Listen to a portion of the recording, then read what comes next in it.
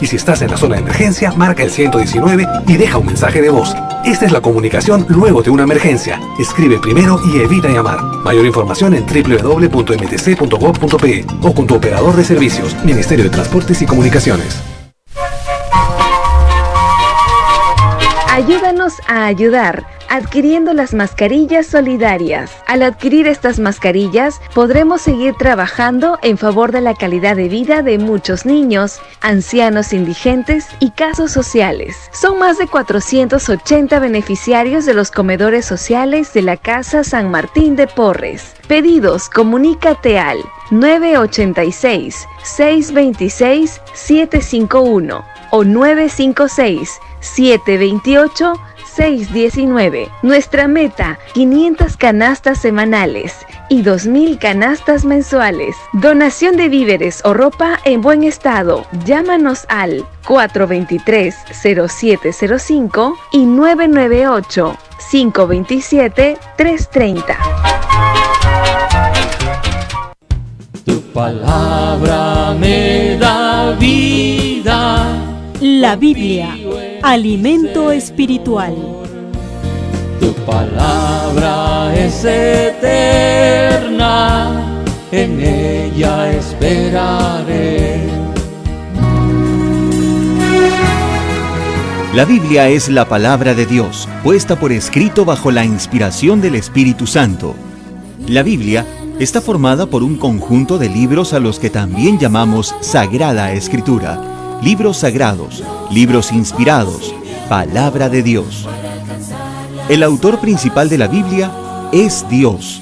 El autor secundario o instrumental de la Biblia es el escritor sagrado o agiógrafo. Por ejemplo, Moisés, el profeta Isaías, San Mateo y San Pablo. Por eso estudiaré la Biblia, porque es la voz de Dios que me habla. Tu palabra me da vida. 30 de septiembre, Día de la Biblia. Tu palabra es eterna. Radio Santa Rosa, comunicando buenas nuevas en tu vida. La Sociedad Dominica de Medios de Comunicación, Sodomco, presenta A Pensar Más con Rosa María Palacios.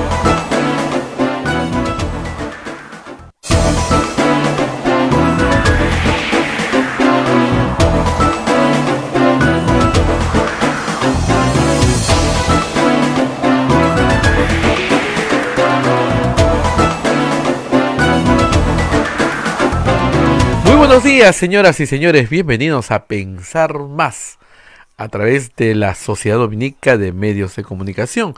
La Sociedad Dominica de Medios de Comunicación está integrada por Radio Santa Rosa en Lima, en la amplitud modulada 1500 kilociclos que cubre gran parte del territorio nacional, y 105.1 en la frecuencia modulada en el Cono Sur, toda la zona de Villa El Salvador. Radio Santo Domingo en Chimbote, Radio San Martín en Arequipa, Radio Veritas Cusco, Radio Cepau Cayali, Radio La Convención Quillabamba, que no solamente nos ven, no solo nos escuchan, sino también nos ven. Y también Radio Madre de Dios en Puerto Maldonado también nos ven a través de su plataforma televisiva. Se une a la red dominica otra red de radios amigas como Radio Huánuco en Huánuco, Radio La Voz de Ayacucho en Ayacucho, Radio Pública y Radio La Decana en Puno, Radio San Valentín en Juliaca, Radio Moro en Ancash, Radio Cumbre en Huancayo, Radio Milenio en Satipo, Radio Estación Solar en Abancay, Radio Oriente en Yurimagua, Radio Los Ángeles en Cajamarca, Pumaque Estéreo, AM Tagua. Nos ponen podcast en todo el Perú y el mundo, también los aplicativos móviles y la página web de Radio Santa Rosa, www.radiosantarosa.com.pe. 21 de septiembre. Hace un fin de semana bastante agitado. Rosa María, muy buenos días, ¿cómo estás?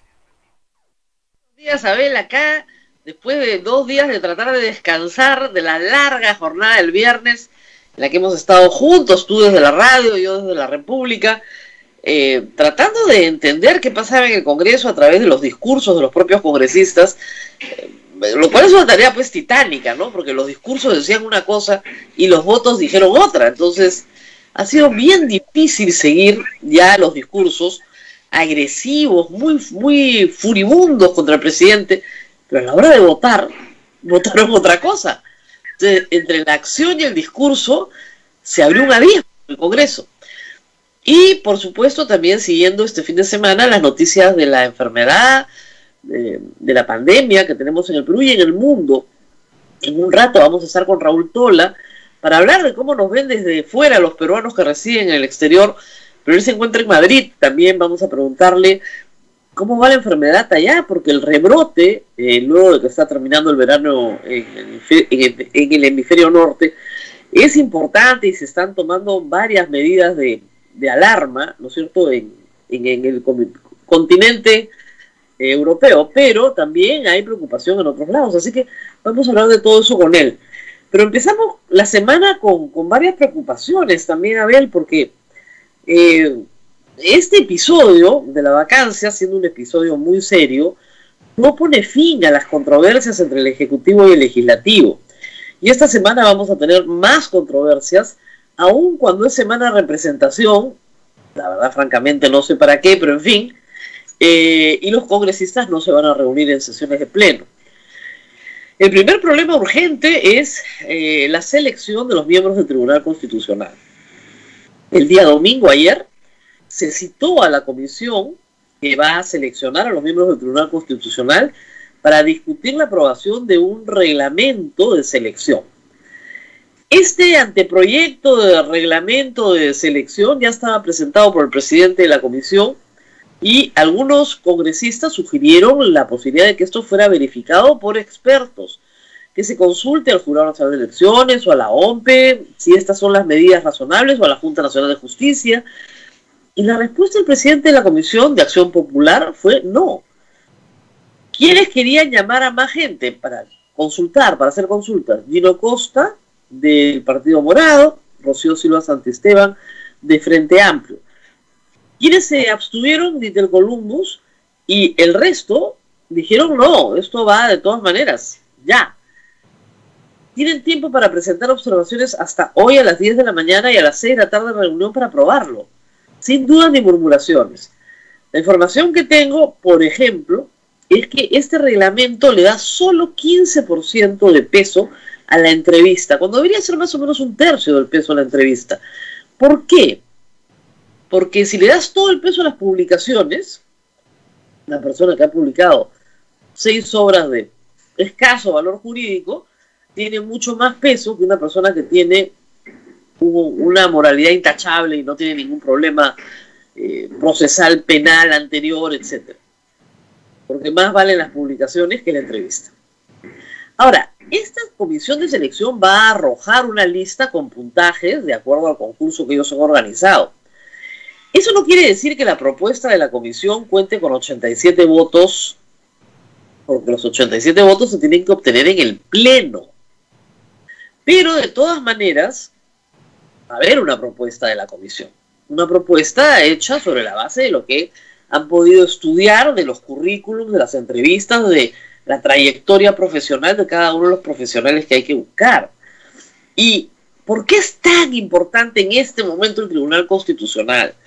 Porque el Tribunal Constitucional en los últimos 4 años se ha convertido en el árbitro de las disputas entre el Poder Ejecutivo y el Poder Legislativo. Miren, durante el periodo del Congreso disuelto, el Tribunal Constitucional declaró inconstitucionales 2 leyes. La ley de Mordaza, la ley para prohibir al Poder Ejecutivo poner publicidad en medios de comunicación, y la ley que modificaba la facultad a través de una resolución legislativa, ni siquiera era una ley, modificada en el reglamento del Congreso, modificaba la facultad del presidente de la República para hacer cuestión de confianza. Esas 2 normas importantes que salieron del Congreso, promovidas por Mulder, ¿se acuerdan? Por ejemplo, la ley Mulder, fueron declaradas inconstitucionales por el Tribunal Constitucional.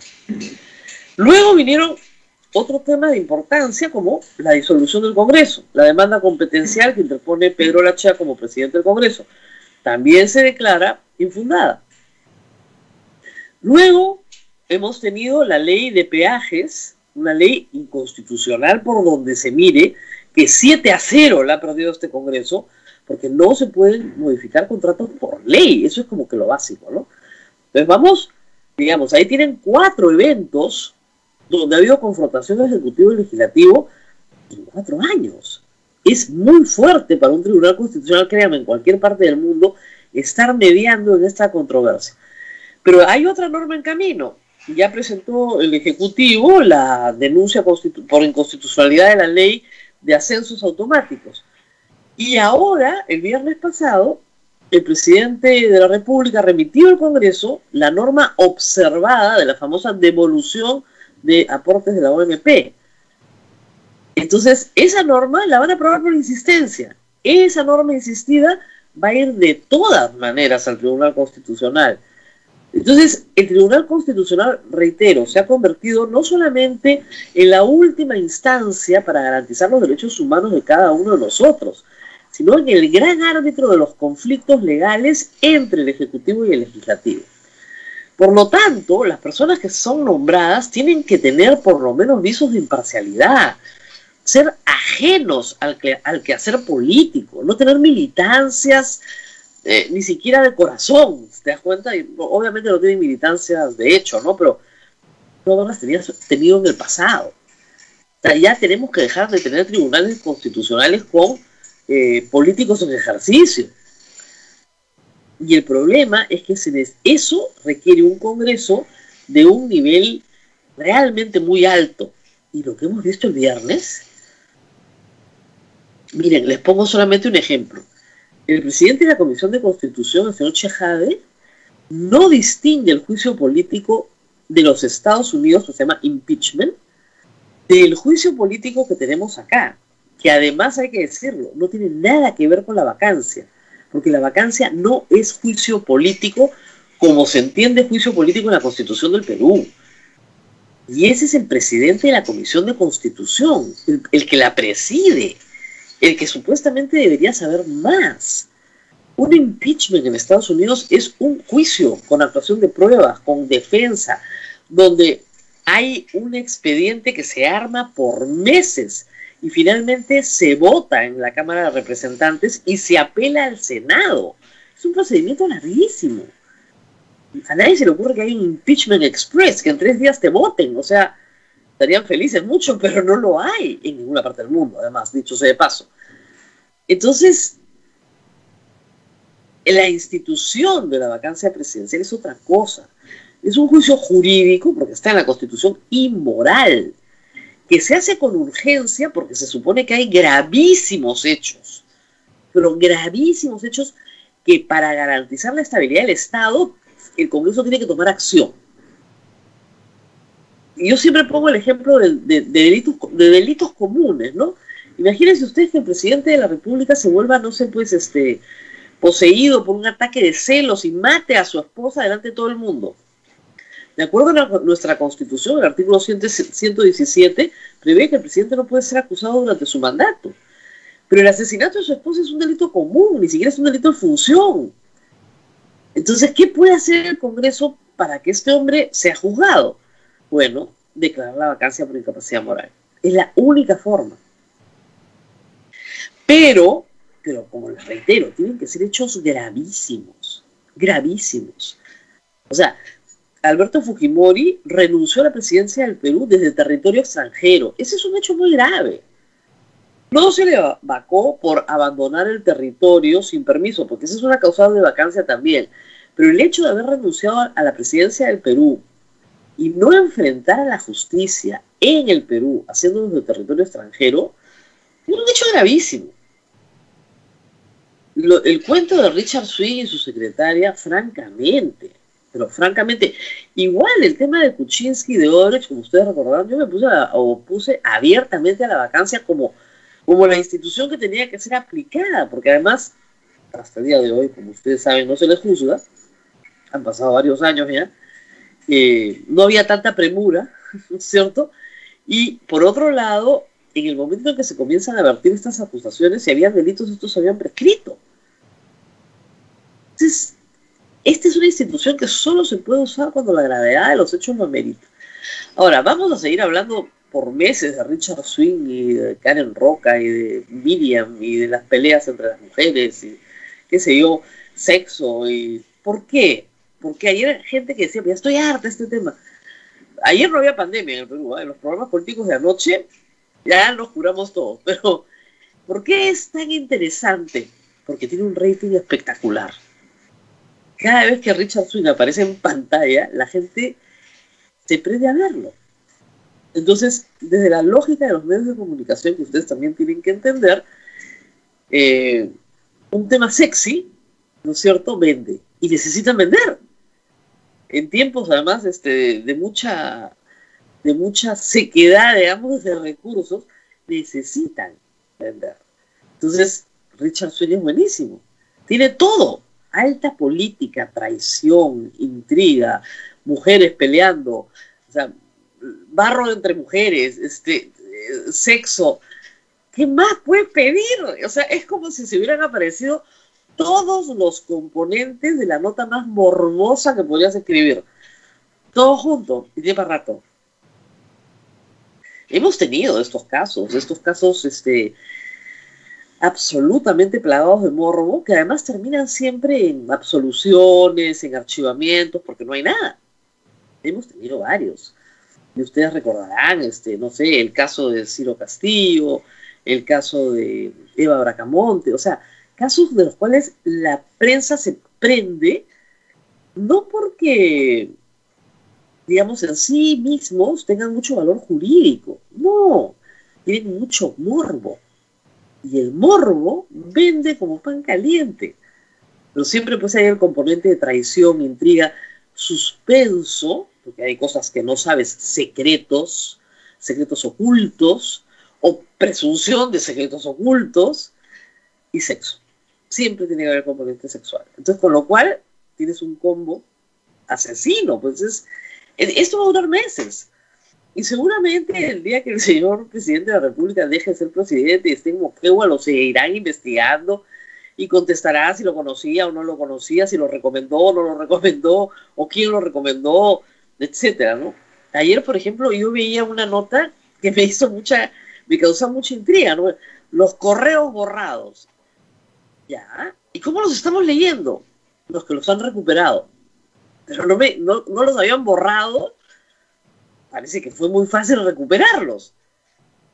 Entonces hay una serie de cosas que no se llegan a entender todavía de esta historia, pero como te digo, tiene para meses más, porque es muy buena.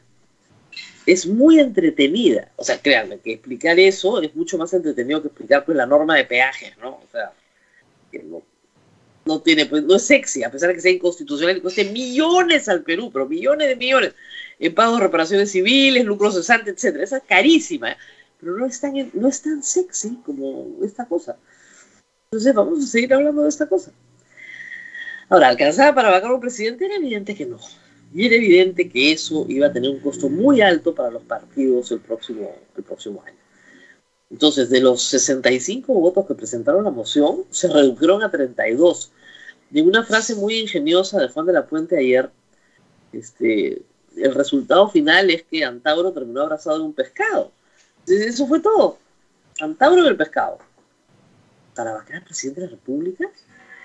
Es decir, los dos grupos más radicales, extremistas, si quieren, dentro del Congreso. No hay más que eso. Entonces, bueno, terminó la historia. Abel y yo con dolor de cabeza todo el sábado, porque realmente era para dolor de cabeza, después de haber escuchado grosería y media. Augusto Álvarez tiene un buen resumen de frases que son muy graciosas.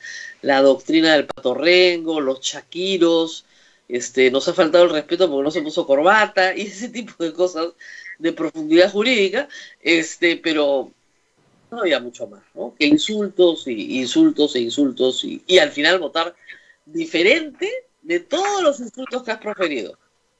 Todos los insultos de Acción Popular, de APP, han sido pero largos, toda la bancada. Podemos, todos insultaban al presidente, pero al final tú decías, ya, ¿y esto en qué se convierte? ¿En qué voto se convierte? Entonces, yo he estado tabulando, digamos, las posiciones durante todo el día y podía asegurar algunas cosas, pero otras cosas ni siquiera las podía asegurar. Lo cual genera una enorme incertidumbre, eso hay que decirlo para la audiencia. Y decía, ¿tendrían la amabilidad de decir cómo van a votar? Porque eso es lo que interesa al final para hacer la lista. Y ahí fuimos. Bueno, a ver, pero también tenemos pandemia, o sea, la enfermedad no se ha ido. Hay buenas noticias y noticias de cuidado. Hay una entrevista hoy día muy buena al doctor Gotuso. Como ustedes saben, el doctor Gotuso es una eminencia en materia de epidemiología. Ha trabajado y trabaja en el Instituto de Enfermedades Tropicales de Cayetano. Es realmente una persona a la que se le consulta en cualquier caso complejo. Siempre está como segunda opinión, muy competente y con muchísima experiencia.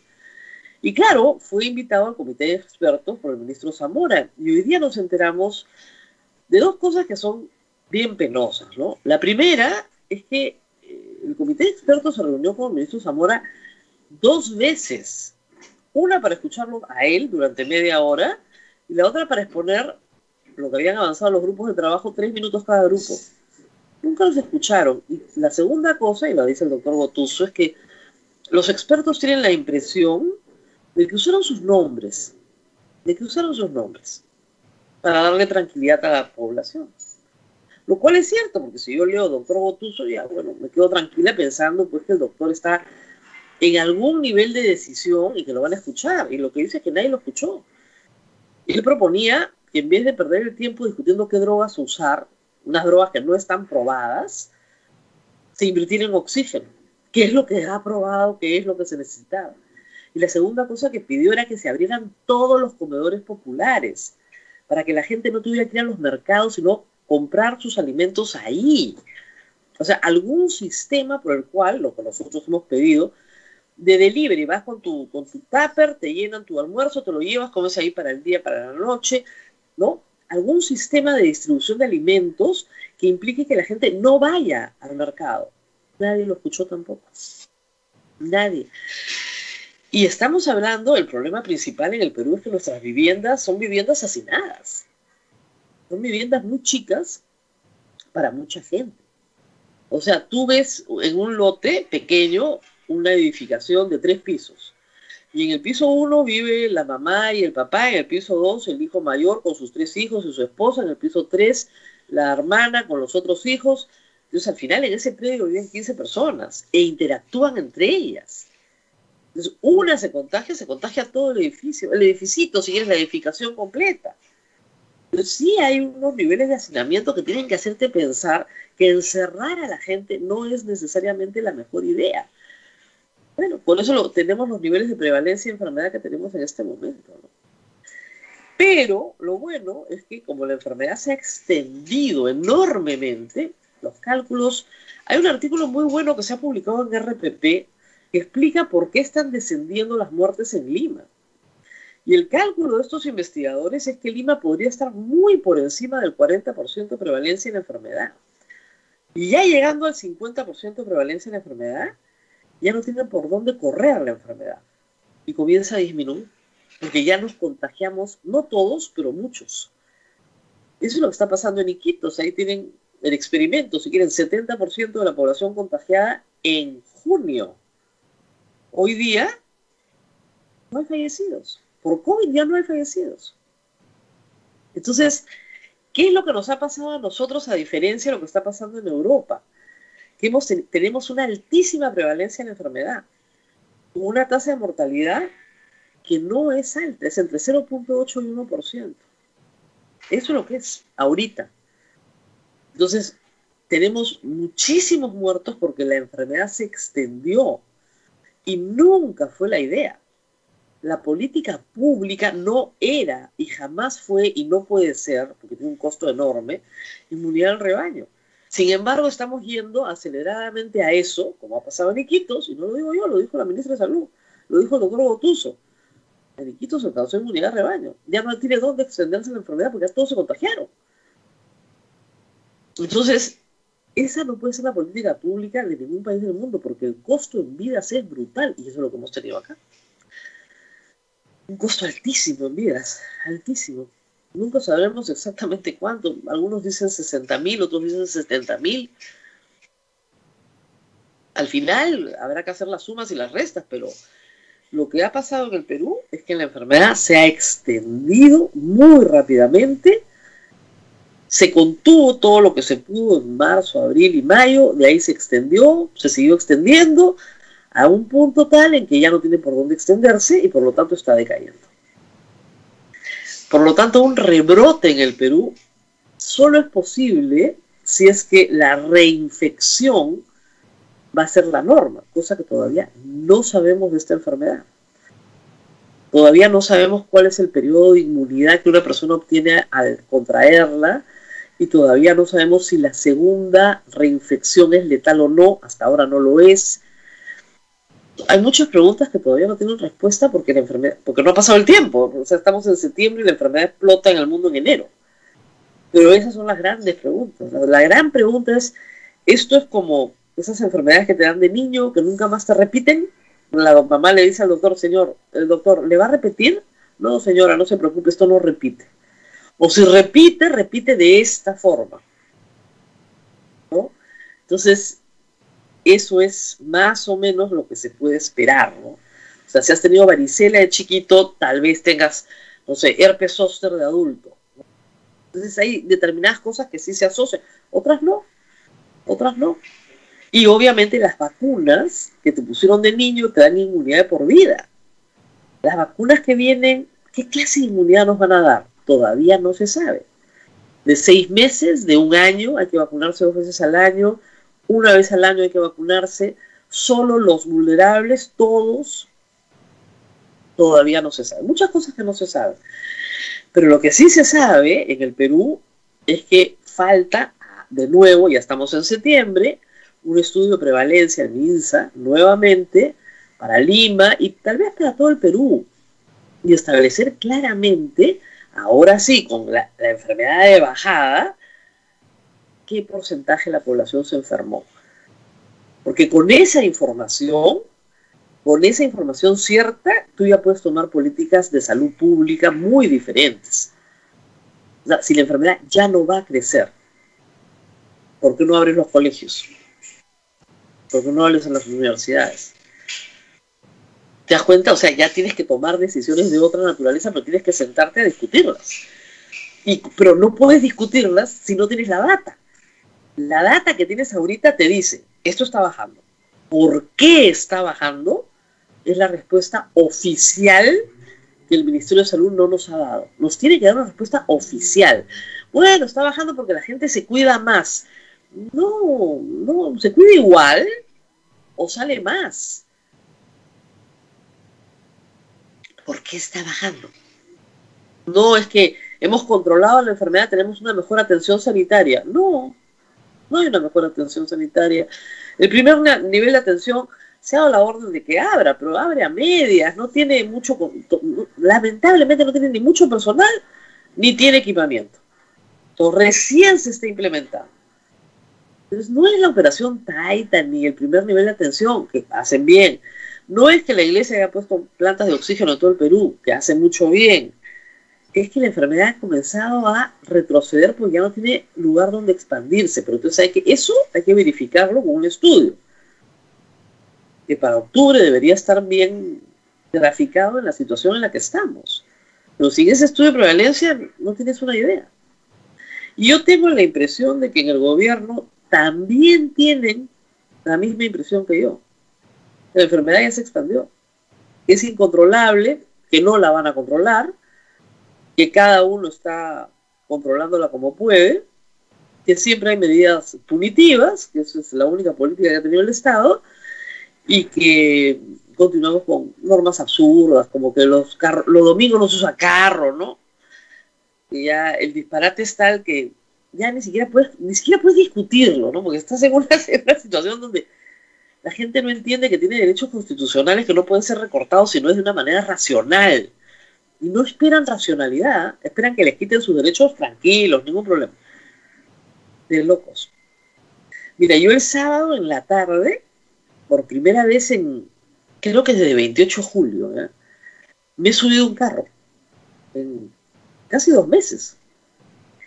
Y lo que pedí es que me llevaran a ver el mar, que es algo que no veía hace muchísimo tiempo. Y te digo, fácil, 4 o 5 meses sin ver el mar, ¿eh? Y para alguien que vive en la costa, ver el mar, pues es parte de ampliar tu horizonte, ¿no?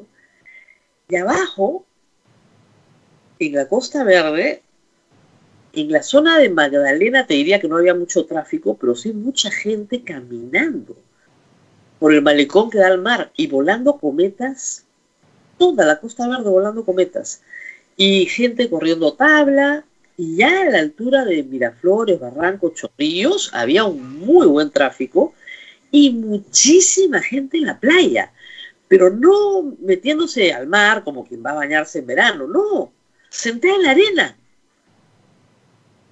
Lo cual me parece una bonita idea a futuro, porque en realidad en invierno las playas podrían usarse como parques. Repleto de gente. Los clubes de playa cerrados, porque eso está cerrado. La herradura con gente, bastante, me ofrece la herradura, con bastante gente también en la arena. Bueno, no en la arena, no, en el malecón, porque el agua estaba reventando contra el malecón, pero en el malecón. Los restaurantes de la herradura, los que están abiertos, repletos de gente, pero repletos. Y también los de la Costa Verde, repletos de gente. Uh-huh. Hay como una vida que quiere surgir, ¿no? Y hoy día sale la noticia en el Perú que ayer domingo llegó la policía y se llevó a todos los bañistas. Es que ayer domingo salió sol. Salió sol después de días. Bonito, estaba muy bonito el día. Bueno, ya tenemos aquí a Raúl Tola listo. Desde Madrid, es. Listo, no es tan temprano para él, felizmente, ya almorzó seguro. Así que Rosa María, vamos a ir a una pausa. Vamos a la pausa y regresamos. Vamos con Raúl. Sodomco, Sociedad Dominica de Medios de Comunicación. Somos la primera emisora católica del Perú. La primera en llevarte la mejor información, veraz y precisa, desde el mismo lugar de los hechos. Radio Santa Rosa, buenas nuevas en tu vida. ¿Quieres dejar de usar lentes? ¿Mejorar tu salud visual? Ven a Oculáser, la mejor clínica especializada en ojos. Oculáser cuenta con tecnología de vanguardia en cirugías de catarata, miopía, retina y trasplante, exámenes especializados, convenios con todas las EPS. Llámanos al 265-4833 o visítanos en nuestro Facebook y www.oculaserperú.com. Oculáser, líderes en láser para la visión. Hola amigos, los saluda Rosa María Palacios. Quiero invitarlos a celebrar el 64 aniversario de Radio Santa Rosa, este 15 de octubre. Lo vamos a celebrar virtualmente, con un concierto musical y con un sorteo. Radio Santa Rosa es una emisora pastoral que necesita del apoyo de sus oyentes para su sostenimiento y para mantener su independencia. Deposita 5 soles en un agente del BCP en nuestra cuenta 193-220035-3087 y envía el voucher al WhatsApp 9596-79662 y participa del sorteo este 15 de octubre. Radio Santa Rosa, la primera emisora católica del Perú. Santa Rosa, buenas nuevas en tu vida. Sodomco, Sociedad Dominica de Medios de Comunicación.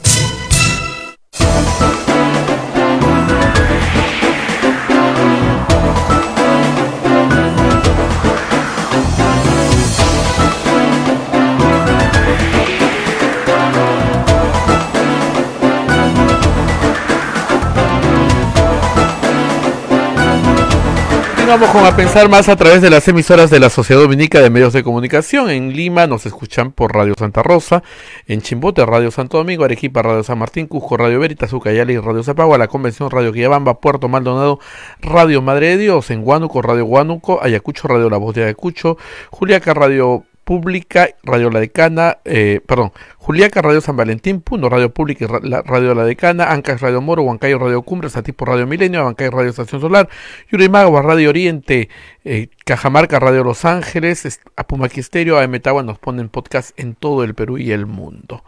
En la página web de Radio Santa Rosa, www.radiosantarosa.com.p. Rosa María. Bueno, ya estamos con Raúl Tola, que está en Madrid en un día creo que soleado, porque veo que el sol entra por la ventana. Está terminando el verano allá y el fin del verano ha traído pues malas noticias. Cuéntanos un poco, Raúl, para todos los peruanos acá que recibimos noticias de España preocupados y de Europa en general. Aparentemente todo iba bien hasta que todo se puso mal. ¿Qué ha pasado? Sí, efectivamente, Rosa María, ¿qué tal? ¿Cómo estás? Buenos días allá. Aquí son las 3:35 de la tarde. Sí, hace 2 semanas comenzaron a sonar las alarmas por la situación que se estaba viviendo en España y específicamente en Madrid. España actualmente es el país de toda la Unión Europea que está en peor situación sanitaria por el rebrote, esta segunda oleada del COVID. Y dentro de España, el lugar que está peor es Madrid. Como te digo, hace 2 semanas comenzaron a saltar las alarmas por el rebrote y lo que dicen la mayoría de los críticos es que las autoridades de la Comunidad de Madrid hicieron poco o no hicieron nada para enfrentar estas alarmas. La conclusión, es decir, lo que estamos viviendo en estos momentos es que los distritos del sur de Madrid han vuelto a un confinamiento. Cerca de 850.000 personas están confinadas en estos momentos. Son los distritos del sur, son algunos de los distritos por decirlo de alguna manera, más humildes de Madrid, los distritos con menor ingreso per cápita, y se anuncia también que comenzarán a cerrarse los parques, es decir, que habrá una vuelta a ciertas restricciones en las medidas que hasta este momento habían sido más bien de apertura, ¿no? Habían abierto las escuelas, entiendo, ¿y ya las cerraron de nuevo? No, las escuelas, los colegios siguen abiertos, pero por supuesto en permanente evaluación, porque claro, la apertura de los colegios implicaba necesariamente que en los colegios empezasen a ocurrir contagios, ¿no? Los colegios están tratando de mantener ciertas medidas de seguridad dentro de lo que se pueda, es decir, hay clases que se dan al mismo tiempo de forma presencial y de forma virtual, luego hay muchísimas medidas de seguridad, pero es muy complicado de todas formas. Por ejemplo, se ha establecido que de 6 años en adelante los chicos de los colegios deben usar mascarillas. Pero claro, eso es una cosa que está en el papel, pero un chico de 6 años o de 7 años, cuando sale al patio, probablemente pues una de las primeras cosas que hace es quitarse la mascarilla. Eso es más o menos comprensible, ¿no? De todas formas, se está muy atento a eso. Hay de parte del Ministerio de Sanidad y del Ministerio de Educación un reglamento que pretende controlar al máximo la situación de los colegios, pero como ocurre con todo esto de la pandemia, nadie sabe realmente si lo que se está haciendo está bien y qué va a pasar con estas medidas que se están tomando, ¿no? ¿Se sabe cuál es la prevalencia de la enfermedad en España? ¿Te acuerdas que hubo un informe hacia abril-mayo de 5%, 6% de la población? ¿Se ha vuelto a hacer eso? Pues la información que he visto ahora, justo antes del informe, de esta entrevista, es que en estos momentos Madrid solamente tiene el triple de los contagios que deberían registrarse en una situación de control. O sea que está fuera de las manos de las autoridades en estos momentos. Y lo último que ha ocurrido, y eso me parece importante mencionarlo, es que acaba de concluir hace 5 o 10 minutos una conferencia de prensa conjunta del presidente del gobierno español con la presidenta de la Comunidad de Madrid, Isabel Díaz Ayuso, porque en la práctica lo que ha terminado haciendo la Comunidad de Madrid es pedirle ayuda al gobierno para que el gobierno contribuya en la contención del coronavirus. Entonces, hoy día, sin hacer anuncios específicos, han anunciado esta colaboración.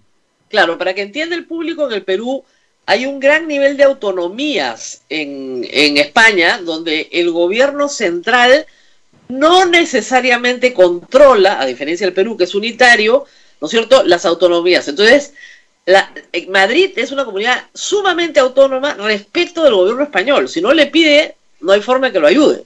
Acá la cosa puede ser un poquito diferente, sobre todo para Lima, ¿no? Pero, claro, si las cosas están fuera de control, ¿hay alguna explicación, alguna causa? ¿Alguien entiende qué es lo que ha pasado? un relajo, el verano? ¿Qué pueden explicarse de esto? Pues las explicaciones van desde explicaciones como las que estás planteando tú, que tienen que ver con un relajo, con la llegada del verano, ¿no? Y con una falta de cumplimiento en algunos lugares de las medidas de sanidad y, por supuesto, hasta explicaciones francamente sorprendentes como las que dio la semana pasada la propia presidenta de la Comunidad de Madrid, que dijo que justamente estos barrios a los que se tenía que volver a recluir eran barrios con preeminencia de migrantes y que eran los migrantes por sus costumbres quienes habían, digamos, permitido que se contagiara entre ellos el coronavirus. Ahora, una cosa que es importante mencionar dentro de esa evaluación, Rosa María, es que el promedio de contagios, según ha dicho el presidente del gobierno español en la conferencia de prensa que concluyó hace un momento, es de 35 años, en su mayoría hombres. Esto quiere decir que el contagio ya no es entre ancianos, que era lo que en la primera oleada causó tanto daño en Madrid, ¿no? Cuando el coronavirus ingresaba a una de estas residencias de ancianos donde viven, qué sé yo, 300, 400 ancianos, causaba estragos, ¿no? O sea, causaba realmente un genocidio entre esta población de riesgo. No, ahora es de 35 años, de todas maneras es altísimo el índice, pero lo que ha tratado de transmitir el presidente es que esto está bajo control, justamente por ese detalle, ¿no? Claro, lo que les están diciendo es, hay mucho contagio, pero la letalidad va a ser mucho más baja. Exacto. Y lo que tiene Madrid de interesante es que tiene un buen sistema sanitario, es decir, todavía no tiene la situación de hospitales desbordados. Lo que se dice en el primer momento, que ocurrió en el peor momento de la pandemia, que fue hacia marzo, abril, ¿no? Es que el sistema de sanidad de España no llegó a colapsar. Es decir, que estuvo a punto, pero no llegó a ser sobrepasado por la gran cantidad de emergencias que comenzaron a presentarse por coronavirus, ¿no? De todas formas fue una situación dramática, ¿no? En todo el mundo lo ha sido, pero como no dices tú, no exactamente, como dices tú, España tiene un buen sistema de salubridad pública que ha permitido, digamos, contener dentro de lo posible y sin las situaciones dramáticas que se han vivido en el Perú, la pandemia, ¿no? Claro, pero todavía no tienen un nuevo estudio de prevalencia y yo creo que eso va a ser muy importante para entender por qué se expande la enfermedad. Acá en el Perú, en Iquitos, por ejemplo, poníamos el ejemplo, ya no muere nadie desde hace varios días porque el 70% de la población está contagiado. Esa es inmunidad de rebaño, claro. Exactamente, lo cual es una salvajada porque esa no es una política pública, eso es abandonar a la gente. Y en ningún lugar de Europa, salvo en Noruega, que trataron de hacerlo y fueron muy, o en Suecia, que fueron muy criticados y retrocedieron, pero al final, o sea, en la lógica de lo que ha pasado en el Perú, eso es lo que está pasando en Lima. Se calcula que el 40%, tal vez 50% de la población de Lima ya se contagió. Entonces la cifra viene en caída completamente porque, claro, bien difícil de saber. Y además, en España, dime, aplican pruebas moleculares, no rápidas. Sí, hay de todo, ¿eh? Se aplican ambas pruebas. Yo, por ejemplo, he vuelto ayer de La Palma, una isla, de un festival de escritores, y nos aplicaron una prueba rápida. O sea, una prueba que se resolvía al llegar a La Palma. La Palma es una isla muy pequeña de las Islas Canarias, que tiene una incidencia relativamente baja, o sea, 20 casos, pero es un lugar muy pequeño. Y nos hicieron a todos los que llegamos, a todos los escritores que llegamos al festival de escritores, una prueba rápida, es decir, nos extrajeron sangre y a los 10 o 15 minutos ya sabíamos si habíamos tenido o si teníamos en ese momento, ¿no? Felizmente ninguno tuvo. Pero lo interesante es que todavía pueden haber festivales de escritores. Acá no hay nada. Si estuvieras acá no hay ni nada de nada. Se ha hecho... se ha hecho, digamos, corriéndose muchos riesgos, pero con muchísimas medidas de seguridad, ¿no? Los festivales de escritores, para que tu público se haga más o menos idea, parte del encanto de ir a uno de estos festivales es que te relacionas con muchos escritores y conoces a mucha gente. Aquí no se ha podido, porque digamos, todos los eventos, las comidas, las cenas, los desayunos, estaban milimétricamente pensados por la organización para que no fueran de más de 9 personas. Entonces era algo muy restringido, todo el tiempo estábamos con mascarillas, los aforos eran muy restringidos, las presentaciones duraban 1 hora e inmediatamente después de las presentaciones que se hacían en un parque cerrado, el parque era, digamos, desinfectado, o sea, todo el mundo tenía que salir y volver a entrar para la siguiente presentación. Entonces, bueno, así fue como se hizo, ¿no? Bueno, el Festival de Venecia de Cine también se hizo, ¿no? Eso fue anterior al Festival de La Palma, pero también con muchísimas medidas de seguridad. Claro, pero por lo menos hacen, ¿no? Además, la regla de España que me gusta mucho es no más de 10 personas, creo que es la regla para reuniones. Acá Ojo, lo han bajado a 6, justo a partir de hoy día por estas medidas que tienen que ver con la situación de Madrid. Acá no hay número. Entonces, claro, se supone que son los que vivimos en esta casa, pero el problema es que en el Perú en una casa pueden vivir 15. Entonces, la fiesta es perpetua, porque vivimos en una casa de 3 pisos, en cada piso viven algunos miembros de la familia y al final somos 15. Y esas son las condiciones de hacinamiento, ¿no? No es que a los sudamericanos nos guste, como cree la señora presidenta de la comunidad, es que así, o sea, son las condiciones de pobreza en las que tenemos que vivir. Ella cree que a los sudamericanos les gusta vivir así unos encima de otros. Una cosa de locos. Muy bien. Ahora, regresemos al Perú. Yo sé que estás desde lejos, pero siempre es interesante ver cómo se ve desde fuera, porque yo he tenido que explicar para afuera lo que está pasando en el Perú y a mis interlocutores periodistas se les hace muy difícil de entender. Yo no sé si te ha pasado lo mismo también cuando tratas de explicar lo que pasó el viernes en el Perú. Pues no hace, bueno, trato de explicarlo, es difícil que comprendan lo que está pasando, pero sí es muy frecuente la pregunta, ¿no? O sea, ¿qué está pasando? ¿Por qué ocurre esto en el Perú? Es decir, ¿por qué se quieren bajar al presidente? En este momento, además, ¿no? En estas circunstancias, además, bueno, el Perú para afuera no es hay que decirlo, no es un país que esté en la primera línea de las preocupaciones mundiales, pero es un país que hacia afuera no tiene mala prensa, es un país que está visto como un país más o menos ordenado en lo económico. Hay que para el Partido Popular, España solo el Perú está peor que España. Eso se ha dicho en la Cámara. Sí. Y tú con la boca abierta. Ahora, el embajador peruano ha pedido que se pida disculpas al Perú. Sí. Hemos tenido un incidente diplomático, además. Sí. Bueno, no es el gobierno, así que no es exactamente un incidente diplomático, ¿no? Pero efectivamente, Pablo Casado lo dijo en la Cámara y el embajador del Perú, Claudio de la Puente, le respondió con una carta.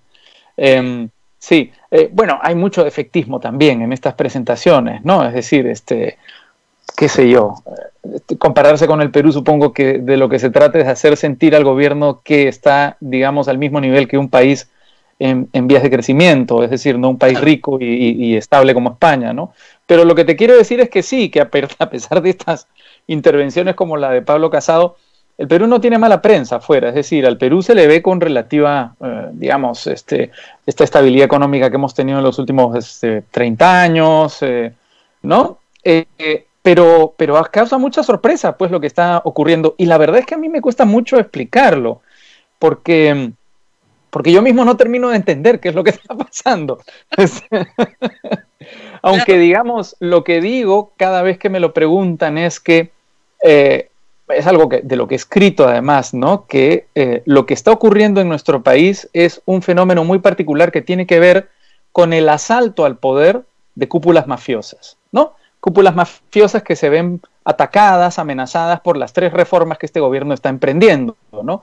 La reforma política, la lucha contra la corrupción en el caso Odebrecht y la reforma universitaria. Estas tres reformas pisan muchísimos callos, y lo que ha ocurrido con la política en nuestro país es que estas mafias que históricamente estuvieron enfrentadas a la clase política y que estuvieron perseguidas desde el poder, ahora lo que están tratando de hacer es de copar el poder, de apoderarse del poder y de conducir ellas el país, ¿no? Entonces, claro, yo creo que por ahí va la explicación de lo que está ocurriendo, más un cálculo del corto plazo, ¿no? Porque este Congreso, digamos, no quiere dejar de ser Congreso, es decir, Manuel Merino y compañía no quieren abandonar sus curules, y yo creo que todas las concesiones que han venido haciendo, por ejemplo, a la reforma política, con las limitaciones de estas concesiones, vienen con trampa, porque la lógica es permanecer en el poder más tiempo y revertir esas concesiones, ¿no? Entonces, en fin, yo creo que es una situación terrible, muy compleja y muy triste además, porque, bueno, estuve viendo la transmisión tuya con Augusto y con Pedro Cateriano el viernes, Y por momentos daba risa, por momentos daba ganas de llorar, por momentos se indignaba uno, ¿no? Por esta acumulación de barbaridades, que yo creo que se coronó cuando este congresista de Acción Popular dijo: nosotros lo que queríamos no era vacarlo, sino que pidiera perdón. Ya, eso fue pues absolutamente increíble, ¿no? Y esa es otra cosa que me parece también que hay que tomar en consideración, ¿no? Porque el Congreso peruano está en modo descaro. Es decir, ya lo que se está haciendo ni siquiera trata de parecer, es abiertamente un acoso al poder y un enfrentamiento a estas tres reformas, y se hace además de la manera más descarada, es decir, presidente de la Comisión de Fiscalización investigado por Contraloría, investigado por la Fiscalía, presidente de la Comisión de Constitución está acusado, no está acusado. Ya tiene acusación. Tiene 3 acusaciones. Ante el Congreso para que le levanten, le hagan el antejuicio y lo manden al Poder Judicial. Acusado. Exactamente. Presidente de la Comisión de Constitución sosteniendo la teoría del pato rengo, que he descubierto que la ha inventado Chejade. ¿Ah? Una política conocida como el pato rengo. Luego, el director de un partido en la cárcel, el director de otro partido investigado por el caso Odebrecht, ha perdido sus universidades también, o las está perdiendo por la reforma universitaria. Es decir, aquí ya ni siquiera se trata de disimular, ¿no? Eso, digamos, se vio claramente en el caso de Pedro Cateriano y la falta de aprobación de su cargo como presidente del Consejo de Ministros, se ha visto claramente en la vacancia, y es evidente que esto no va a parar, y se está viendo con el caso del Tribunal Constitucional, ¿no? Se reunieron domingo para comenzar a sacar el reglamento que les permite elegir a los miembros del Tribunal Constitucional. Entonces, desafortunadamente, a pesar de que esta batalla no la perdió el presidente, que esta batalla no la ganó el Congreso, evidentemente estamos en un escenario de guerra permanente que no va a concluir hasta que este Congreso abandone su curule, ¿no? Claro, y el próximo año, el mensaje que te está dando estos 5 años de inestabilidad es: gane quien gane, tiene que tener mayoría o debe ser capaz de construir una mayoría en el Parlamento. Porque si no, no puede gobernar. Sí. Ahora, ¿cambio de qué, no? Los niveles ahí de transacción son gigantescos, porque esas bancadas parlamentarias quieren cosas, negociar algo, dame algo, y ese dame algo puede ser muy costoso para el Perú, ¿no? Es bien complicado. Hay una reforma importante en ese sentido, es que el Congreso se elige en segunda vuelta, ¿no?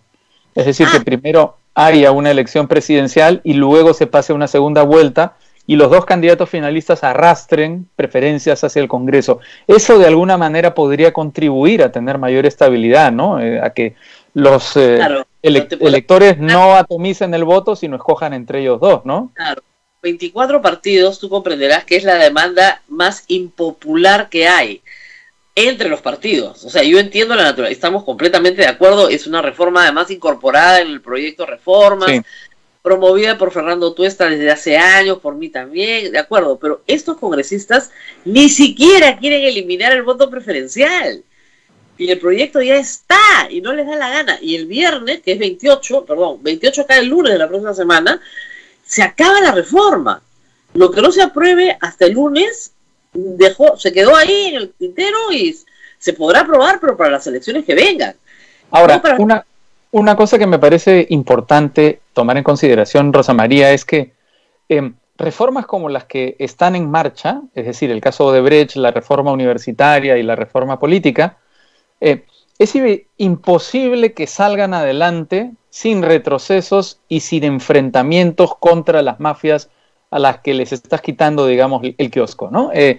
O sea, lo que estamos viviendo es algo más o menos lógico, ¿no? A pesar de la barbaridad que aparenta, es evidente que si a alguien lo estás por meter a la cárcel, esta persona trate de que no la metas en la cárcel, y cómo, de cualquier manera, ¿no? Incluyendo transacciones políticas. Es evidente que si alguien se ha hecho millonario con una universidad que tiene una fachada de mentira, haga todo lo posible porque no le quites esa universidad y siga haciendo dinero, incluso metiéndose en política y tratando de atentar contra la estabilidad del país, ¿no? Es evidente que si a un partido político que se ha convertido en una agencia de empleos y una agencia de repartición de poder, le tratas de quitar justamente eso y le tratas de dar algunas reglas que lo obliguen a ser más institucional y democrático, el partido va a hacer todo lo posible porque eso no pase, ¿no? Entonces, claro, lo que está ocurriendo, a pesar de lo tremendo, es algo lógico, porque son mafias resistiéndose a la caída, a su propia caída y a la pérdida de poder. Claro. Ahora, no se autorreconocen como mafias, ¿no? Pero actúan como tales. Ahora, es evidente, me parece a mí, ¿no?, que 4 partidos estaban detrás de la vacancia del presidente con mucho entusiasmo. Los 4 partidos que proponen la moción de vacancia hace ya más de 10 días. ¿Qué crees que pasó? ¿Por qué crees que se desanimaron? Y terminó con Juan de la Puente, Antauro abrazando un pescado. Un pescado. Un pescado. ¿Qué pasó? ¿Por qué los corrieron, fugaron? Primero quería mencionar que Vito Corleone no se autodenominaba organización mafiosa, sino familia, ¿no? Entonces, o sea, uno mismo nunca se va a calificar en ese sentido, ¿no? ¿Por qué se cayó? Porque yo creo que este operativo fue lanzado como un putsch, y entonces en la medida que no fue inmediato, que sus resultados no fueron repentinos, se fue desinflando poco a poco. Nuevamente creo que contribuyó mucho a que se desinflara la posición de principios de la opinión pública, ¿no?, que claramente calificó esto como un golpe de Estado, como lo que era, y creo que también fue importante el trabajo de la prensa. Por ejemplo, las revelaciones de IDL Reporteros, de Merino o sus allegados tratando de comunicarse con los comandantes supremos de las Fuerzas Armadas, y también con, digamos, el entorno de Acción Popular tratando de comunicarse con el ministro Inchaustegui, eso reveló claramente qué era lo que estaba ocurriendo. Ahora, si esto hubiera ocurrido en 1950, los comandantes supremos de las Fuerzas Armadas se hubieran plegado al golpe. Así que yo creo que hay que reconocer que hay una transformación en nuestras Fuerzas Armadas, que en este caso han demostrado claramente una apuesta por la democracia y por la institucionalidad, y porque el jefe supremo de las Fuerzas Armadas es el presidente, es decir, hay una subordinación al presidente, ¿no? Entonces yo creo que son varios factores, pero básicamente son estos 3, es decir, la demora, la intervención de la opinión pública y la intervención de la prensa haciendo estas denuncias. Y hay un cuarto factor que también me parece que es importante, y es que esto es como si los detectilocos trataran de dar un golpe de Estado, ¿no? Es decir, es una acumulación de gente torpe, poco inteligente, que mete la pata y que lo hace todo pues de cara a la opinión pública bastante grotescamente, ¿no? Entonces, yo creo que eso también ha ayudado, ¿no? Ahora, hay que decir que desde el punto de vista mediático el escándalo es bueno, ¿eh? O sea, tiene todo lo necesario, como decía yo, para que un productor de televisión salive, porque tienes a un señor, digamos, bastante particular y estrambótico como Richard Swing, que canta, que baila, que se pelea con Urresti, que le grita al otro, que habla de fútbol, que habla de todo, y le encanta hablar además en la puerta de su casa, disfrazado de pandemia. Es un personaje perfecto.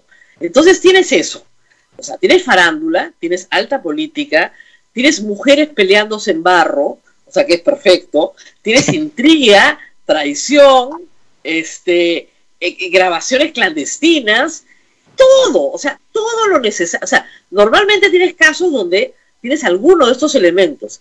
Este caso conjuga todos los elementos del morbo necesario para tener un caso, no sé, sí, pues, caso Avencia López, caso... Avencia Mesa. Avencia Mesa, o el caso, no sé, de Eva Bracamonte o Ciro Castillo. O sea, ese tipo de casos que la gente se prende un año, ¿no? Titular tras titular, foto, titular. Son las mismas fotos, el mismo titular, no importa. Sí. Eso es lo que han hecho. O sea, desde el punto de vista de cogerte de un tema, farandulearlo y presentarlo, en esa lógica farandulera es buenísimo. Y yo creo que va a durar todo el gobierno de Vizcarra el tema. Probablemente, pero si uno trataba de discernir con cierta distancia y cierta objetividad, solo había un audio comprometedor. Es decir, esto es un montaje, este audio, digamos, donde Vizcarra habla con sus asesores y les dice cómo más o menos tratar de manejar el caso de Richard Swing, era la única grabación comprometedora. Era como si a esa grabación Alarcón le hubiera sumado 20 horas más de grabaciones para tratar de ganar por aburrimiento la vacancia, ¿no? Es decir, por tratar de decir, miren, tenemos 20 horas de grabaciones, es decir, como si la cantidad equivaliera a calidad, ¿no? O suplantara la calidad, ¿no? Pero evidentemente era una sola grabación, aquella de la que estábamos discutiendo.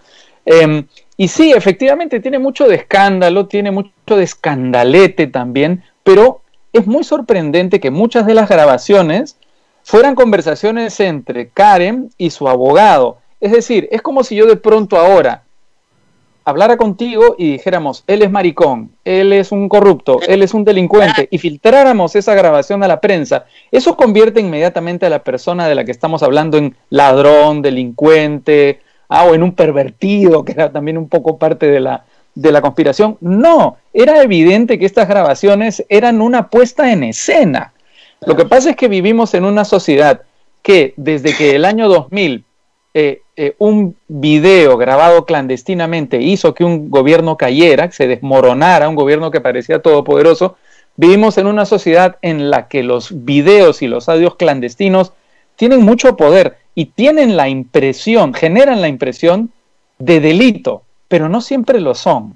Entonces hay que tener mucho cuidado a la hora de saber distinguir cómo la calidad de las pruebas y además la intencionalidad con la que son en algunos casos provocadas y entregadas, ¿no? Una cosita que sí me parece importante, Rosa María, de todo esto que está pasando, es que ya el descaro tiene que ver con la sinceridad, ¿no? O sea, está clarísimo quién está dónde, ¿no? Está clarísimo que hay 4 partidos que quieren tumbarse al gobierno, a los que no les importa la institucionalidad ni la estabilidad de nuestro país, y ni siquiera la vida de los peruanos, porque estamos hablando de tiempos de pandemia, en los que se supone que habría que unirse como país y tratar de combatir esta emergencia nacional desde lo económico y desde lo sanitario.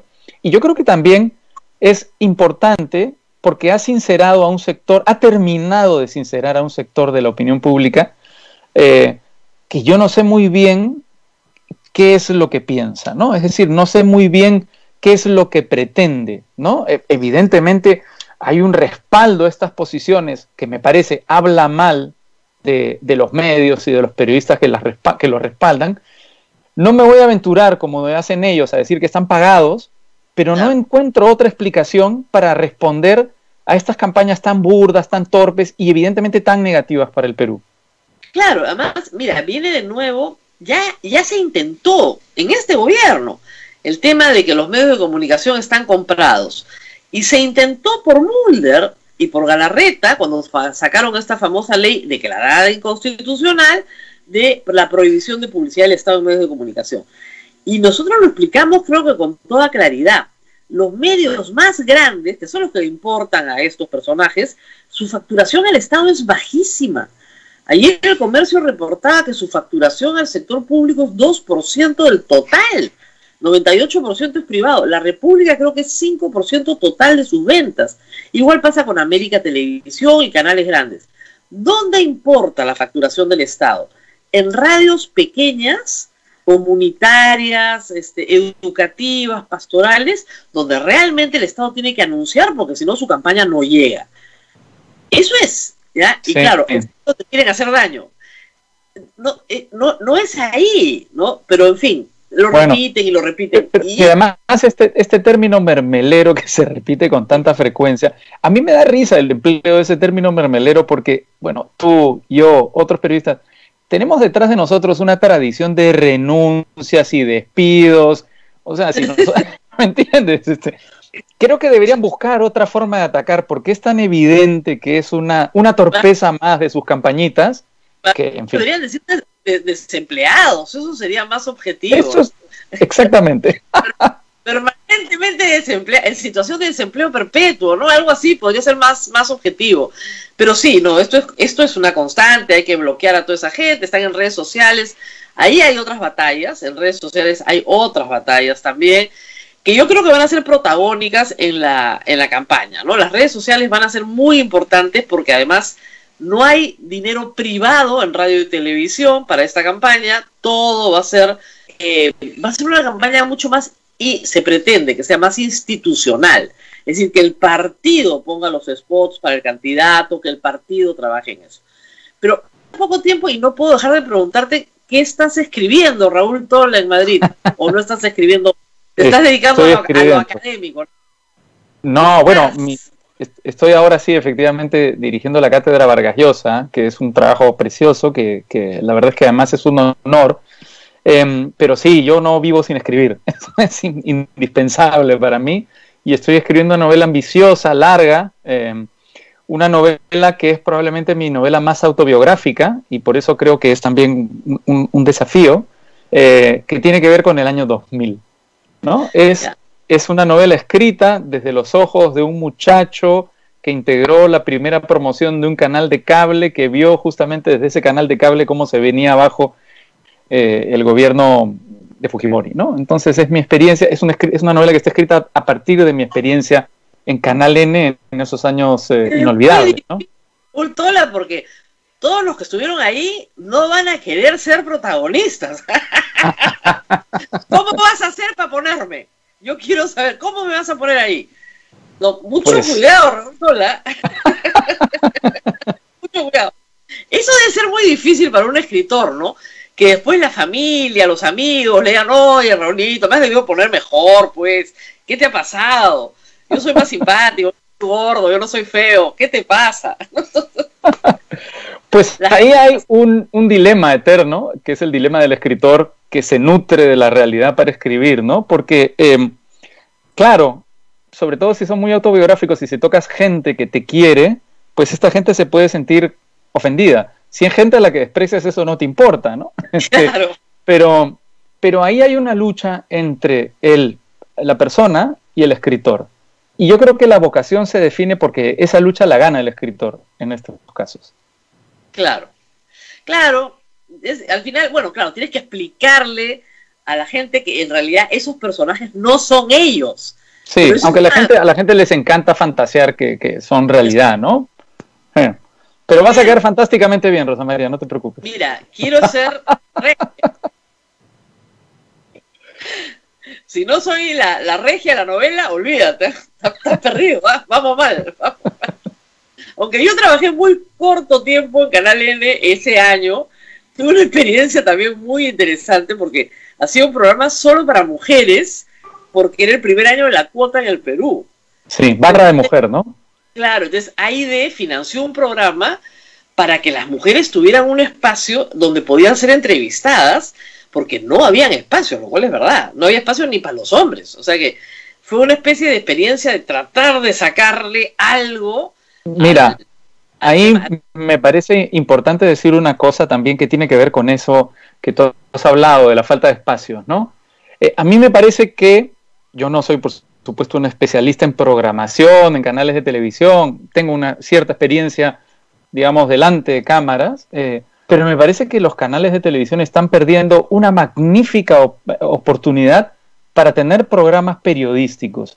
Yo sé que traen problemas, pero ahora, desde hace 3 o 4 años, los programas periodísticos, te aseguro que tendrían altísimos niveles de rating. Y me parece muy sorprendente que los canales no hayan apostado, no estén apostando por esos programas.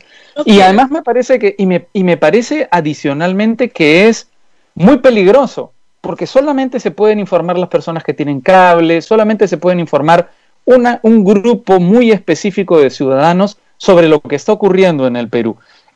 Y entonces, bueno, yo sé que a los canales no les gusta que se hable de la responsabilidad que tienen, ¿no? Pero incluso desde el punto de vista comercial, en este momento y desde hace un buen tiempo, los programas periodísticos serían muy rentables y tendrían muchísima sintonía y además les daría un prestigio enorme a estos canales. Entonces a mí me parece que es una cosa, bueno, de la que deberían reflexionar, ¿no? Sobre la que deberían reflexionar. Mira, de lunes a viernes ya es casi imposible. Además, Raúl, ha pasado algo que, claro, poca gente lo sabe, ¿no? Pero los ratings de hace 10 años ya no existen. Ni los de hace 5 existen. La gente, los jóvenes, se han ido al streaming.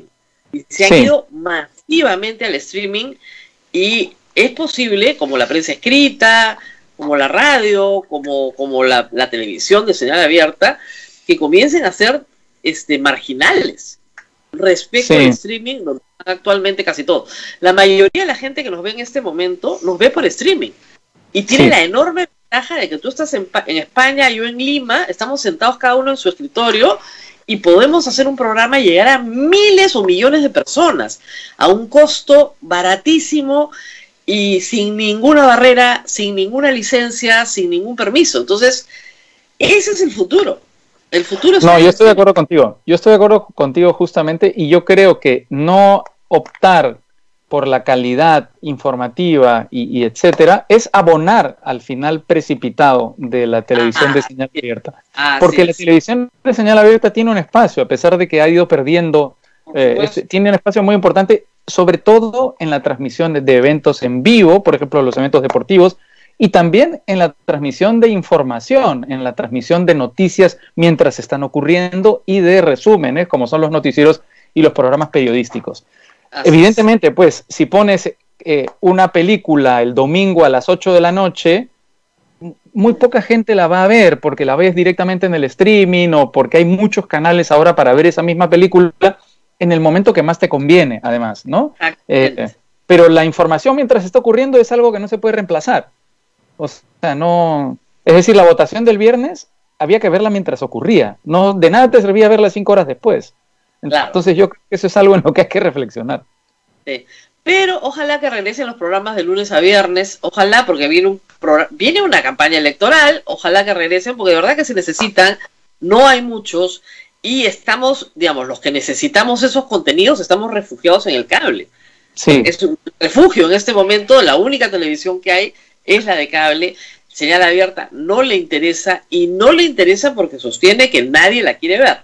Como tú dices, yo creo que sería una apuesta... Es un error. Es un error. Si tú ofreces algo de calidad, la gente lo va a comer porque le va a parecer que rico está. Es como una buena novela y un mal cuento, ¿no? O sea, la gente se come la buena novela cuando le das una buena novela, ¿no? Si no le das una buena novela, no va a comer la buena novela.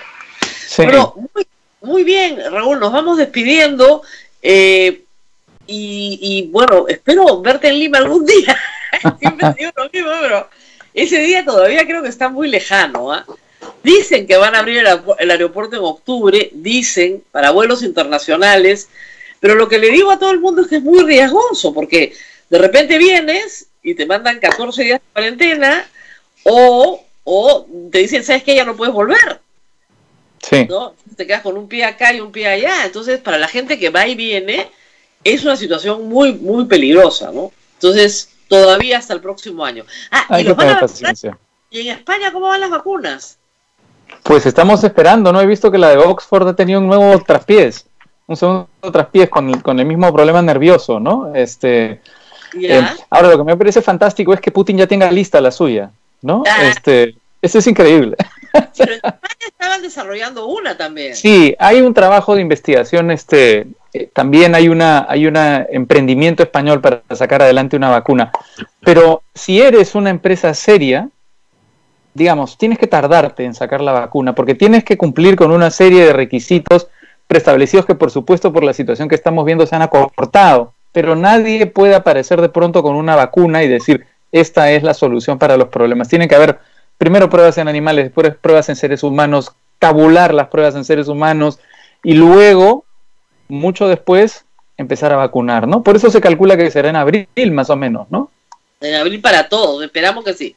Bueno, muy bien, Raúl, muchísimas gracias por haber estado con nosotros el día de hoy, desde Madrid, con todas las novedades de la pandemia allá, de la política acá, de lo que se nos viene, y nos viene un largo y ardiente verano, porque acá sí tenemos campaña electoral, mientras ustedes estén congelándose allá, acá vamos a estar en una campaña que creo que va a ser feroz en muchos extremos, porque claro, ahora los hemos visto a los que van a competir, cooperar, pero espérate que los pongas a competir.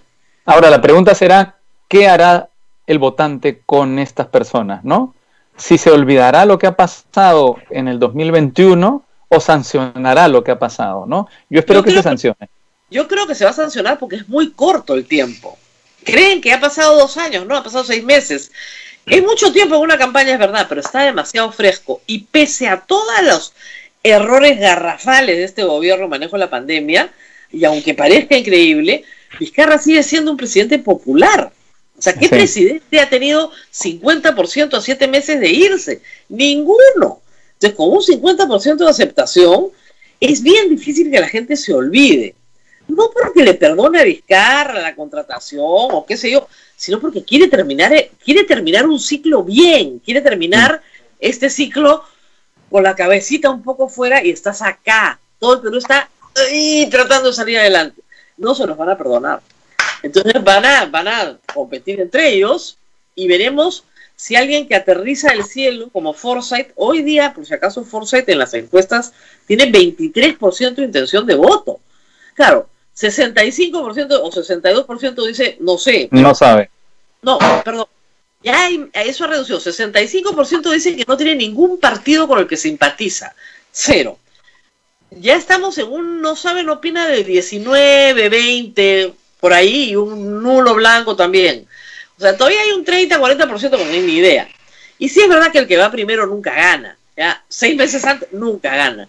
Pero sí llama la atención que esté tan disparado respecto del resto, que viene muy abajo. Y la información del comercio es que Restauración Nacional ya lo inscribió como militante esta semana. Con lo cual, probablemente sí va como candidato presidencial de Restauración Nacional. Vamos a ver cómo le va frente al debate, ¿no? Al debate de ideas. Porque ahora mismo lo que tiene es una gestión al frente de la victoria y simpatía personal.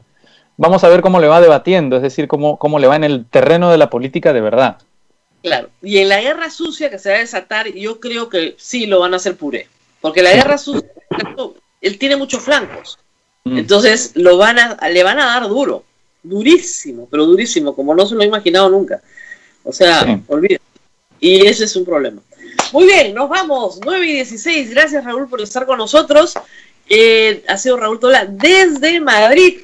Y, por favor, ya viene su próxima novela, aunque dice que es ambiciosa, va a demorar seguramente 2 años más, pero saldrá. Tarde o temprano saldrá. Como siempre sale. Muy bien, hasta pronto. Adiós. Gracias, Raúl. Gracias, Raúl. Gracias. Y Abel. Rosa María. Sí. Sí, te preguntan qué te pareció la jugada, llamémoslo así, que hizo el presidente de la República el día viernes de anunciar que no iba, y al final se apareció. ¿Les destruyó el discurso? Qué bueno que nos lo recordaron, porque nosotros terminamos el programa, acuérdate, Abel, 9:15, diciendo, bueno, está claro que el presidente no va a ir, porque además hizo una escenografía bien montada. Primero, acuérdate, se despide del abogado, le hace adiós en la puerta, está clarísimo. Luego sale él y se despide de la señora ministra de Justicia, del señor primer ministro, también adiosito, y se va. Y yo y tú pensábamos que se iba al aeropuerto, porque sí, y de repente tú me has avisado ya cuando estaban fuera del aire, sí está yendo, anda, está yendo, y apareció. Con lo cual sí les robó el discurso, porque los primeros discursos que tú escuchas apenas él sale, son discursos que estaban preparados para decir, cobarde, se corrió, todo el día. O sea, habían armado los discursos, primero tú te das cuenta, no tienen tiempo para corregir. Pues son discursos leídos, entonces han tachado pues allá a toda velocidad, y tú te das cuenta que era para, ¿no? Sí, no, les robó el discurso. Ahora, les dio una cólera horrible, porque cuando el presidente termina de hablar y se retira y deja a su abogado, el griterío que se arma ahí, imagínate, con el Congreso a medio ganar, porque no están todos, es enorme, se escucha un griterío que le gritaban, cobarde, no te vayas, ¿no? Ese es el nivel de nuestro Congreso. Mil disculpas, público, pero lamentablemente, o sea, mira, ni una secundaria de varones hostiles, digamos, y rebeldes se hubiera portado igual. Lo gritaban pero mal, ¿ya? Y él se fue. Y a tal punto que Roberto Pereira mira a Merino y le dice, señor presidente, como es lo que, si no se callan, yo no puedo hablar. Entonces, orden, y ahí comenzó a hablar. No lo dejaban hablar, porque claro, les arruinó la jugada, y como estos no tenían mucha imaginación, ya tenían su esquemita hecho, el esquema se les viene abajo y ya no pueden decir que es un cobarde. De lo único que les queda decir es vino sin corbata. Absurdo, absurdo, todo absurdo. Ahora, ¿hizo bien en ir? Sí, hizo bien porque les quitó el discurso. ¿Hizo bien en no decírselos? Yo también creo que hizo bien, porque lo sorprendió. Entonces, pero es parte de lo que políticamente puede hacer. Y creo que nadie lo criticaría por eso, porque además estaba yendo a un sitio hostil, estaba yendo a un espacio completamente hostil. Y cuando uno va a enfrentar al enemigo en su trinchera, pues tiene derecho a ir bien armado, ¿no? Entonces, sí, pues se puso el casco, se puso el chaleco antibalas y dijo, yo voy. Además, mira, si él no iba exacto, ¿no? Ha llegado tarde, ese tipo de cosas tan nuestras, ¿no? Pero eso sí, para votar la moción, Dios mío, tuvimos que crear un hashtag que decía que se vote hoy, porque estos sinvergüenzas querían votar hoy día, lunes. Querían votar el lunes para ver si conseguían los votos el fin de semana, para que para ver si los de APP convencían a Acuña, porque claro, como dijo Chejade, este es orden de Acuña. Y como dijo Gritel Columbus, este es orden de Keiko Fujimori, ni siquiera era de ellos. Estaban desesperados. Y claro, Acción Popular no se iba a quedar solos.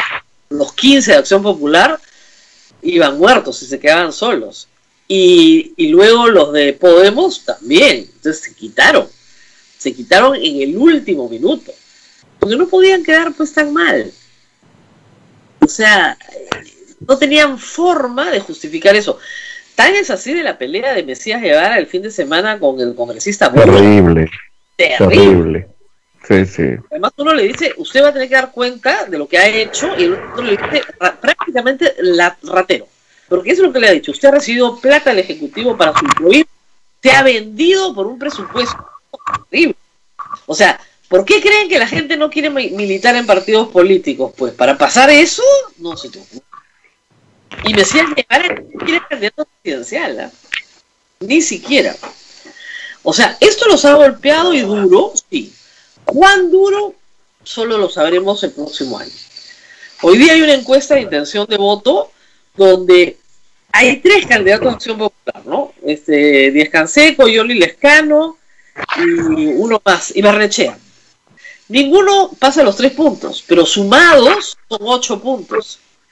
Entonces ya les da una expectativa y logran tener un candidato. El problema es que ese un candidato puede bajar mucho, o sea, anula la suma de los 3. Porque no hay nada en común entre Johnny Lescano y Raúl Díaz Canseco. Nada. Ni ideológico, ni personal, ni programático, nada. O sea, el que vota por Johnny Lescano jamás votaría por Raúl Díaz Canseco, y el que vota por Raúl Díaz Canseco jamás votaría por Johnny Lescano. Complicado tener un partido tan difícil, ¿no? Y la exposición del doctor Pereira, ¿qué te pareció, Rosa María? Y pregunta también, ¿tú crees que hayan entendido algo los congresistas? Nada, porque además una cosa que no es ni siquiera muy común de conocer entre los abogados. Lo que explicó fueron los métodos de interpretación constitucional. O sea, ¿qué pasa? Cuando tú estudias Derecho, te enseñan normalmente, en primer ciclo, los métodos de interpretación de la norma jurídica. Y esos métodos son, la interpretación literal, la interpretación sistémica, la auténtica, o sea, todas esas formas de interpretación las estudias para todas las normas. Pero en el derecho constitucional, justamente con el autor que cita, hay formas de interpretación propias del derecho constitucional. ¿Ya? El derecho constitucional tiene sus reglas de interpretación propias, distintas a las del... No significa que las otras no apliquen, por supuesto que aplican, pero estas son propias. ¿Ya? Y él trató de explicarle a los congresistas cuáles son los métodos de interpretación de la norma constitucional. Era como si les hablara griego, o sea, no entendían nada. Sacaban sus constituciones, ¿no? Entonces, claro, le decían, miren, la concordancia práctica, que es lo elemental, o sea, la Constitución no es un conjunto de normas sueltas, ¿no es cierto?, que no hacen sentido entre ellas. No, tienen que concordar. Entonces, si el 117 dice que el presidente solo puede ser acusado, en el 113, que es el de la vacancia, en el inciso 5 dice que puede ser justamente destituido por el Congreso por el 117. Entonces hay una concordancia práctica para que todas las instituciones funcionen, porque además hay una cosa esencial: la Constitución no promueve el conflicto, al contrario, armoniza los poderes, es unitaria, toda ella es una unidad. Ese es otro mecanismo de interpretación. Bueno, no entendieron nada. Ojalá contrataran al doctor Pereira para que una vez por semana les diera una conferencia para que entiendan qué cosa es lo que está explicando, porque yo sí creo que conocimientos de derecho constitucional básico son indispensables para no aprobar normas inconstitucionales. O sea, sí tienen que saber derecho constitucional. O sea, que un congresista no pueda modificar un contrato con una ley es elemental. Que un congresista no pueda generar gasto público es elemental. Eso está en la Constitución. O sea, este Congreso ha violado la Constitución, ya van 3 veces, con 3 normas inconstitucionales, más una vacancia que era manifiestamente inconstitucional. O sea, 4 en 6 meses de gestión, 7 meses de gestión. O sea, récord de récord. La cantidad de normas observadas que tiene este Congreso es brutal, y están observadas básicamente por problemas de constitucionalidad. O sea, estas 3 normas observadas por las cuales el Congreso ha insistido, y van a ir, 2 ya están en el tribunal, una ya se ganó, otra está en el Tribunal Constitucional y otra va camino, son normas que jamás debieron aprobarse. Porque si un congresista tuviera conocimiento, es como si tú quisieras, como yo decía el otro día, jugar fútbol metiendo gol con la mano. No se puede, pues. Ah, no, es que no están escritas en piedra las normas. ¿Ah? No, no se puede. No puedes meter gol con la mano, pues. No se puede. Aprende, si vas a jugar, aprende las reglas antes de jugar. Y si quieres cambiar las reglas, tienes que hacer una revolución. Haces otro deporte, pero no se llama fútbol. Una pregunta que se ha repetido durante esta mañana. ¿Tú crees que haya posibilidad de que planteen otra vacancia? Sí, siempre hay. Estos son unos salvajes. Discúlpeme, pero es que es increíble. Bueno, pasó con Kuczynski, y además Víctor Andrés García Belancourt lo anunció en Twitter. Se salvó en esta, a ver si se salva en la próxima. Entonces, pero qué apuro de sacarlo del poder si ya se va. Ya se acaba septiembre, nos queda octubre, noviembre, diciembre, 3 meses de este año, y en abril, enero, febrero, marzo, o sea, en 6 meses, estamos en elecciones. En abril ya es la primera vuelta presidencial y la elección del Parlamento. La segunda vuelta es en junio, y el 28 de julio hay otros poderes del Estado en menos de un año. ¿Qué les pasa? O sea, ¿en qué están pensando? Además, como si estuviéramos en un país tranquilo, boyante, donde la economía está magnífica, donde la salud pública no tiene problemas, vaya y pase. Tenemos muchísimos problemas en el Perú, pero problemas bien graves, que yo he criticado muchísimo a este gobierno por no saberlos atender. Pero eso no significa que tú te puedas volar al presidente mañana para poner a Manuel Merino el presidente del Perú. Que a ese sí, nadie lo eligió. Para presidente nadie, lo eligieron para congresista en Tumbes, con 5,000 votos. Va a ser presidente del Perú. O sea, y pretenden suspender las elecciones, además. No tiene sentido. Pero en fin, estamos viendo cosas, y Raúl nos lo acaba de explicar, no le falta razón. O sea, acá hay muchos intereses mafiosos en juego. Los que defienden las universidades a la antigua, los que no quieren que se vean los casos de cuellos blancos, los que no quieren que se vean los casos de Lavallato, los que no quieren reforma política, muchos intereses en juego. Entonces sí, claro, hay que denunciarlo y decirlo, pero es verdad. ¿Qué pasa con Lavallato? ¿Está parado? ¿Qué pasa con cuellos blancos?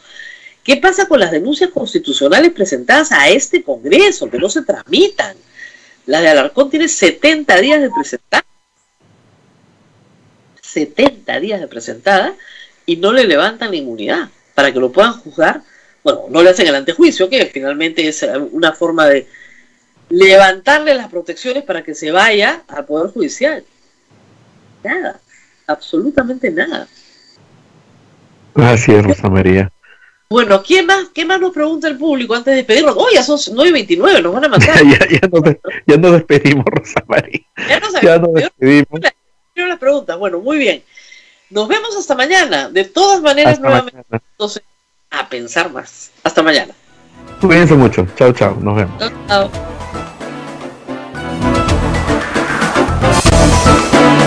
Hasta aquí, A Pensar Más con Rosa María Palacios. Este programa fue producido por la Sociedad Dominica de Medios de Comunicación, Sodomco.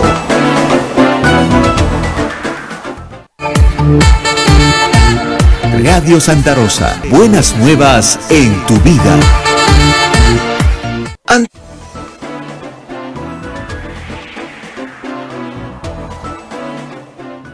Hola amigos, los saluda Rosa María Palacios.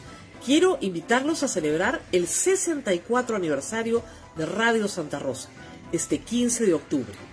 Lo vamos a celebrar virtualmente, con un concierto musical y con un sorteo.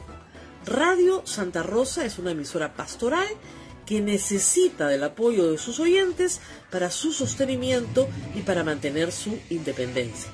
Deposita 5 soles en un agente del BCP en nuestra cuenta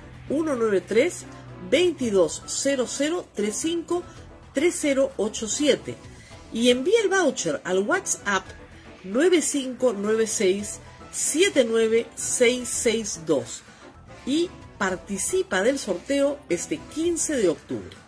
Radio Santa Rosa, la primera emisora católica del Perú.